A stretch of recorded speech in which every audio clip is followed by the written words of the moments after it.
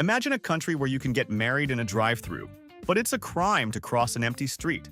A place where you wear pajamas to the supermarket, but the mail is delivered based on a tiny, trusting flag. That's America, a land of glorious, baffling contradictions.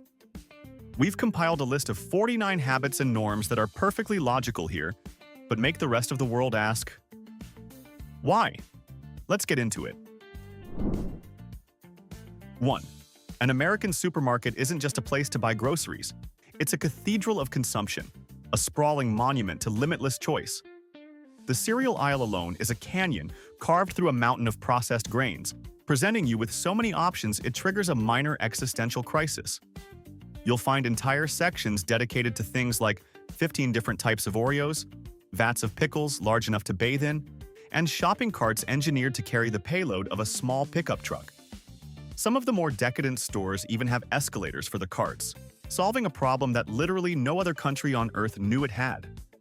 It's not just shopping, it's a psychological endurance test disguised with fluorescent lighting. 2. America is a nation defined by its obsession with scale. Houses are vast, highways are wide, and drinks come in sizes that border on being a public health hazard. This makes the standard-issue American washing machine a baffling paradox. It's a tiny, almost apologetic appliance that can barely handle a full set of bedsheets. It's a hamster wheel for your clothes. This isn't a design flaw. It's a deliberate psychological tactic to make you appreciate the real hero of the laundry room, the dryer. A separate, roaring, hot air-breathing beast that consumes energy with the ferocity of a small star. The tiny washer just sets the stage for the main event. 3. The American refrigerator door is less of an appliance and more of a public bulletin board for the human condition. It's a chaotic, multi-layered collage of a family's entire social and emotional life held together by magnets from a vacation nobody remembers taking. You'll find fossilized coupons for expired yogurt, a child's art project that could be a masterpiece or a cry for help, wedding invitations from 5 years ago, and a business card for a plumber you'll never call. Foreigners see a disorganized mess. Americans see a living document. Archaeologists of the future won't need to dig for our ruins. They'll just have to decipher our refrigerator doors. 4. In most cultures, a university sweatshirt is a temporary artifact of one's student years. In America, a college hoodie is for life, a commitment more enduring than some marriages. You'll see grown adults in their 40s and 50s wearing their faded, pilled, and possibly stained university gear as a weekend uniform. But the truly bizarre part is the phenomenon of academic cosplay. People wearing sweatshirts from prestigious universities they never even applied to. It's not about education, it's about branding. You didn't get into Harvard, but for $60, you can at least look like you're smart enough to find their gift shop. 5. American political advertising is not designed to inform, but to terrify. These 30-second masterpieces of propaganda are produced with the dramatic tension of a Hollywood thriller. Grainy black-and-white footage of an opponent is paired with an ominous soundtrack while a deep-voiced narrator accuses them of a series of escalating crimes, from raising taxes to personally kicking puppies and hating freedom itself. The goal is to create a sense of impending doom that can only be averted by your vote. It's the most expensive, emotionally manipulative, and bizarrely entertaining form of theater you can watch for free between segments of your local news. 6. Erase any image you have of simple pom-pom waving. In the United States, competitive cheerleading is an astonishingly dangerous and athletic discipline, combining elite gymnastics with human architecture. You watch as seemingly normal teenagers construct multi-level human pyramids, then launch a teammate 3 stories into the air, expecting them to spin twice and land in the arms of their friends. All while maintaining a perfect smile. The risk of catastrophic failure is ever present, and the training is brutal. This isn't just school spirit. It's a high-stakes audition for Cirque du Soleil, with final exams on Tuesday. 7. The American grocery store operates on a single, powerful principle. What if? As in, what if I suddenly need to make chili for a small army? Or, what if I decide to survive for a month on nothing but cheese puffs? This explains the prevalence of family size packaging, which is overwhelmingly purchased by single people. Buying a 5-pound bag of gummy bears when you live alone isn't about gluttony. It's a performance of abundance, a declaration of readiness for any snack-related emergency. That 5-gallon bucket of pickles isn't just food, it's a statement of potential. A very strange, lonely, and vinegary statement. 8. In America, weather forecasting is not a science. It's a genre of television drama. When a winter storm is approaching, local news stations go into full-blown crisis mode, branding the event with a terrifying name like snowpocalypse or bomb cyclone. Meteorologists in heavy-duty winter gear will report live from a parking lot, bracing themselves against a breeze that wouldn't challenge a toddler. The screen fills with scary-looking graphics and dire warnings to stock up on essentials. Then, after 24 hours of non-stop hype, what actually materializes is a light dusting of dandruff that's gone by lunchtime. It's a masterful performance of manufactured panic every single time. 9. In every small American town, there seems to be a local ordinance requiring at least one restaurant to declare its food world's best. You'll drive past a humble diner with a peeling sign that confidently proclaims world's best cup of coffee, only to see a competitor down the street claiming the title for world's best pancakes. This isn't just marketing, it's a fundamental expression of American optimism. Statistically, it's impossible. Logically, it's absurd. But in the heart of these towns, facts take a backseat to unwavering self-belief. The pie might be questionable and the coffee lukewarm, but the sign itself is undeniably world-class in its ambition. 10. Ordering a small anything in the United States is a leap of faith. What arrives is often a beverage container that other countries would classify as a family-sized bucket. Portion sizes here aren't designed for sustenance. They're designed as a personal challenge. A standard serving of pasta could feed a small village, and a plate of nachos often resembles a mountain range of cheese and carbs. This isn't just generosity, it's a philosophy. It's the belief that any meal should come with a guaranteed sequel in the form of leftovers that will haunt your fridge for the next 3 days. Going out to eat in America isn't just dining. It's a strategic battle against overwhelming abundance. 11. Completing a transaction in an American store often results in being handed a receipt so long it could be used as a ceremonial scroll. You can buy a single pack of gum and receive a paper manifesto detailing return policies, survey requests, and a forest's worth of coupons for things you'll never buy. It's a bizarre ritual where a $2 purchase generates a 3-foot-long document. Some people, a mysterious and frugal few, actually organize and use these coupons. The rest of us simply stare at the absurdly long paper trail, wonder about the trees that died for it, and then promptly throw it away. 12. For many Americans, bacon is not merely a food. It's a spiritual experience, a way of life, and the answer to most of life's problems. The obsession has transcended the breakfast plate and infiltrated every corner of consumer culture. You can find bacon-infused vodka, bacon-flavored popcorn, bacon-scented soap, and even bacon-themed dental floss. It's a full-blown culinary cult. Wrapping another food in bacon is seen as an act of divine improvement. It's no longer just about the taste. It's about making a statement, a greasy, salty, and unapologetically American statement. 13. The American concept of a short drive is a source of profound confusion for the rest of the world. In Europe, driving for 5 hours is an epic journey that requires planning and emotional preparation. In America, that's just called Friday afternoon traffic. Families will casually embark on a 12-hour, 800-mile road trip for a weekend getaway as if it were a stroll to the local park.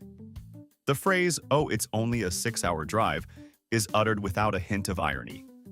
It's a testament to the country's vastness and a quiet acceptance that your car is essentially your second living room. 14. The United States has perfected the art of turning the most mundane professions into gripping television drama. There are entire reality shows dedicated to watching people drive trucks on icy roads, bid on abandoned storage lockers, or fish for crabs in choppy seas. On paper, it sounds about as exciting as watching paint dry. Yet somehow, through clever editing and manufactured tension, these shows become hypnotically entertaining. It's a strange national pastime, watching other people do their jobs, but with a dramatic soundtrack and a lot more yelling. It proves that with the right production, even sorting scrap metal can be a high-stakes adventure. 15. According to late-night American television, performing simple, everyday tasks is a near-impossible struggle for the average human. Infomercials exist in a parallel universe of profound incompetence. You'll see dramatic black-and-white footage of someone catastrophically failing to slice a tomato or open a jar. These poor souls aren't just clumsy. They look like they're having a complete breakdown over kitchen prep. Then, a magical, ridiculously named product appears in glorious color, solving this manufactured crisis and restoring order to the universe. It's a nightly theater of helplessness, designed to make you believe you can't survive without the slap chop. 16. In a beautiful display of bureaucratic absurdity, drive-thru ATMs across America are equipped with Braille lettering on their keypads. Take a moment to think about that. This feature is designed for visually impaired individuals who are, presumably, operating a 2-ton motor vehicle at the same time. It's a logical paradox that raises so many questions. Is it just a case of mindless compliance with accessibility regulations, with zero thought given to the context? Almost certainly. It stands as a silent, bumpy monument to good intentions meeting nonsensical application. 17. The tyranny of choice in the salad dressing aisle. In most countries, dressing a salad involves olive oil and vinegar.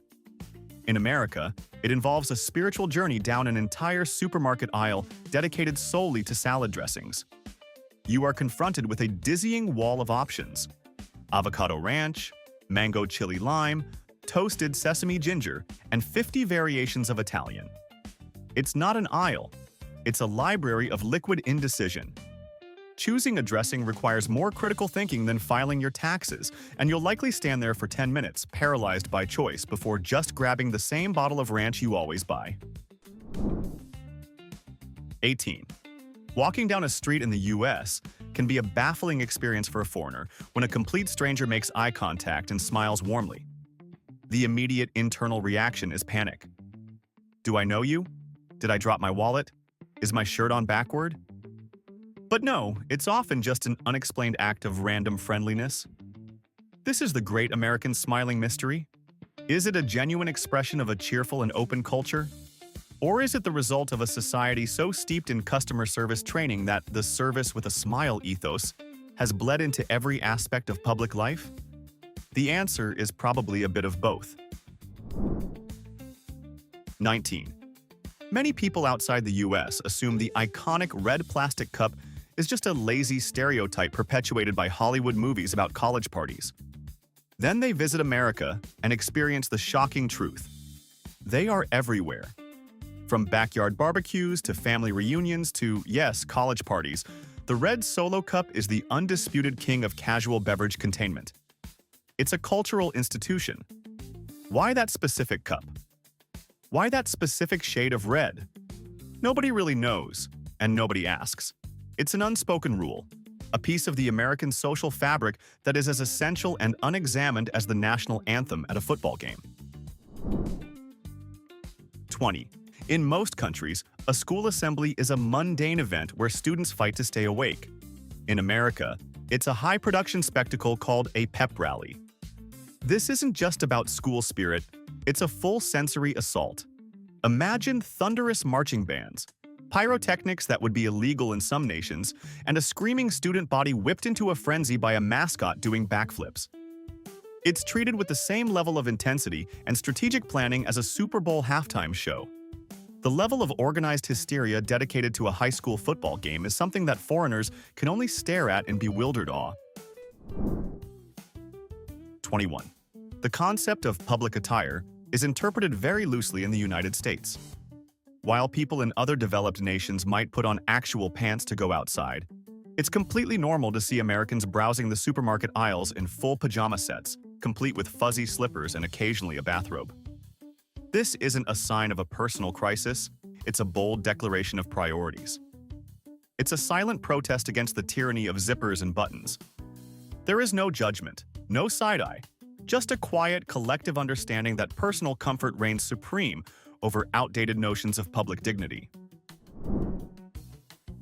22.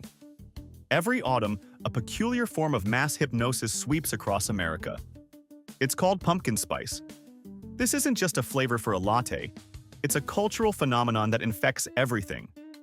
Suddenly, you can buy pumpkin spice cereal, pumpkin spice donuts, pumpkin spice beer, pumpkin spice dog treats, and probably pumpkin spice motor oil if you look hard enough. It's a seasonal cult driven by cinnamon, nutmeg, and brilliant marketing.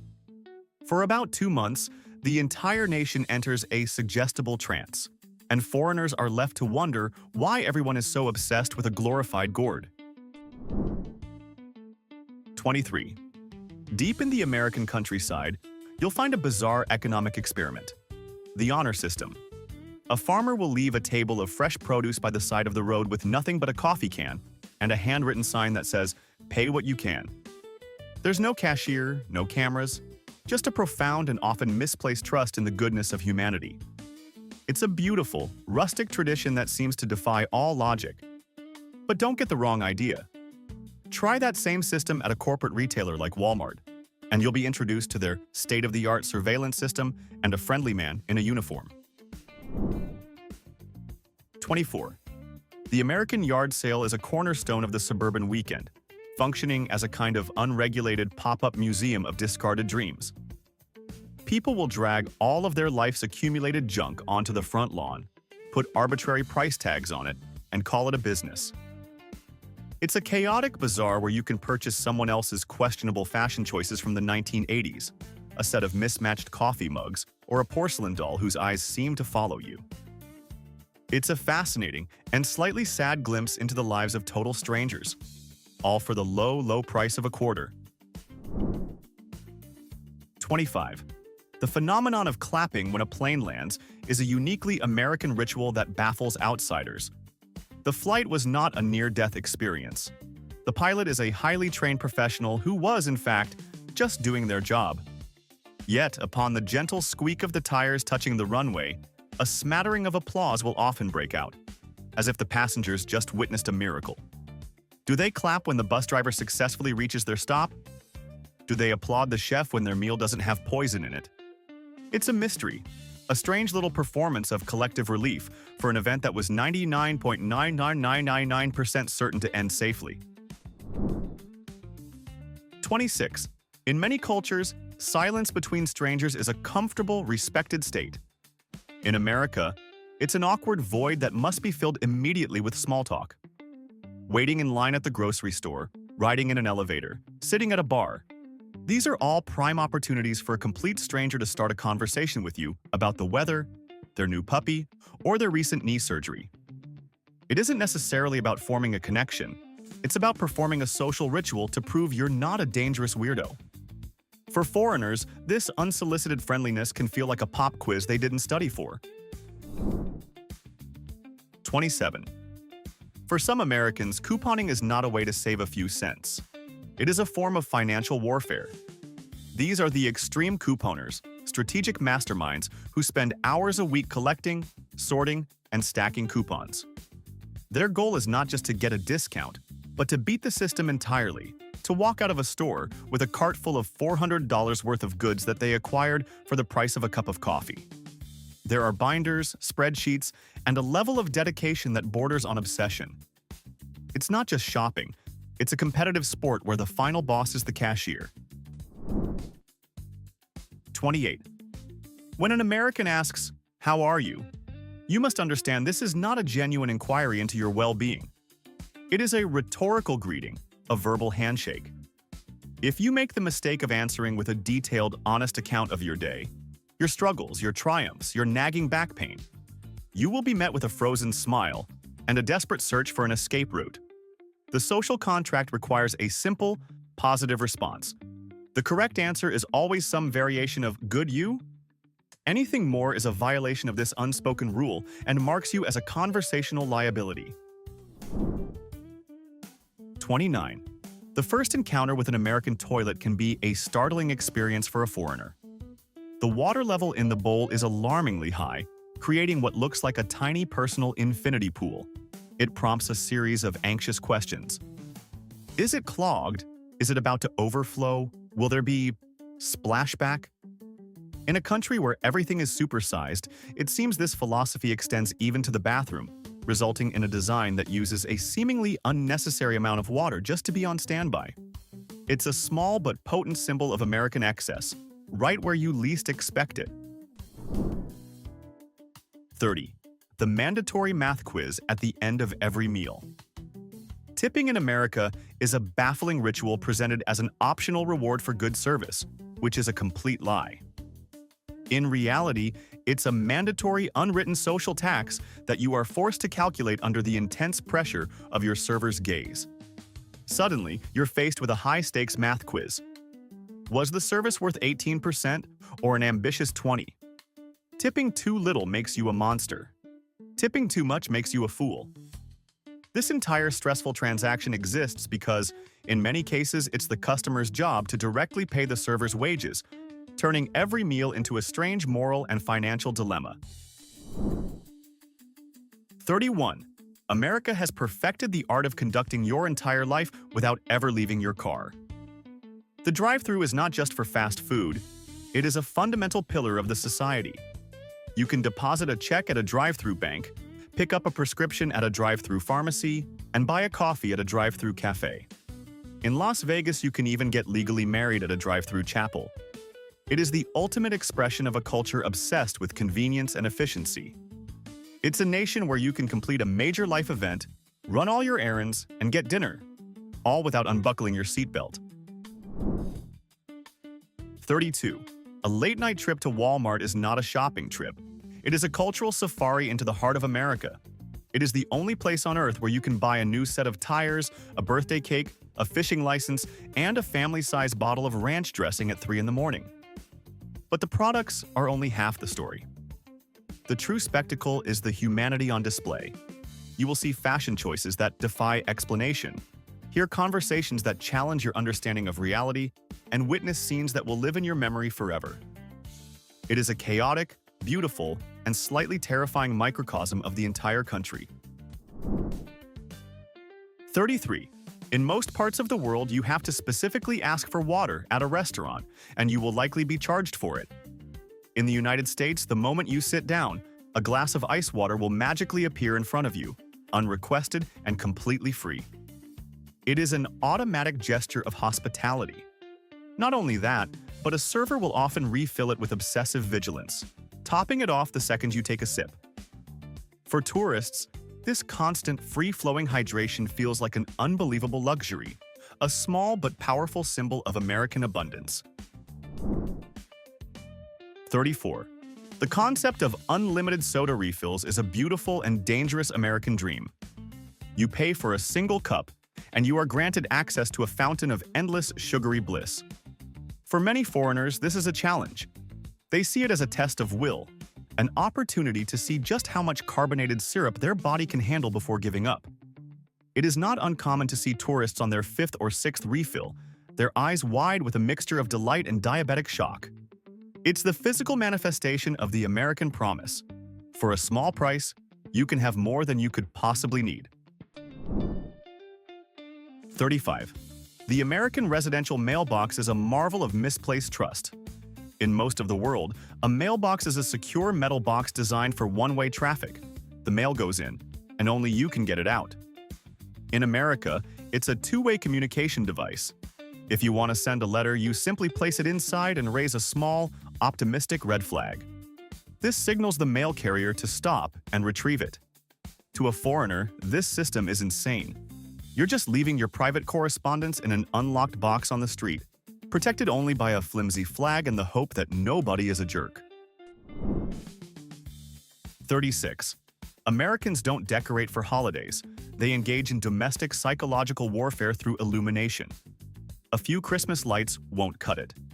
We're talking about elaborate synchronized light shows set to music, massive inflatable snowmen, and enough wattage to cause a regional brownout. Halloween is even more intense, with front yards transformed into horror movie sets featuring animatronic ghouls and industrial fog machines. It's a deeply competitive sport. If your house isn't visible from the International Space Station, you are considered a minimalist who hates the holiday spirit. 37.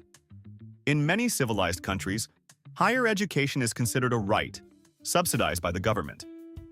In America, it's a luxury product you finance like a sports car. Students are encouraged at the tender age of 18 to sign up for loans the size of a small country's GDP. They then graduate with a degree in philosophy and a financial ball and chain that will follow them for decades. It's a bizarre system where the price of becoming an educated citizen is to spend the first half of your adult life in crushing debt, paying for a house you'll never own because you're still paying for your education. 38. While the world has moved on with modern vehicle design, the American school bus remains defiantly trapped in the 1970s. It is a rolling museum exhibit, a big, yellow, rumbling box that has seen virtually no significant updates in half a century. The seats are still made of that same unforgiving vinyl. There are rarely any seatbelts, and the suspension system seems to have been designed to intentionally find every single pothole. It's a strange and enduring piece of Americana, a time capsule on wheels that safely transports children using the peak of Nixon-era technology. 39. Jaywalking is a crime. In many parts of the world, crossing the street is a simple act of looking both ways.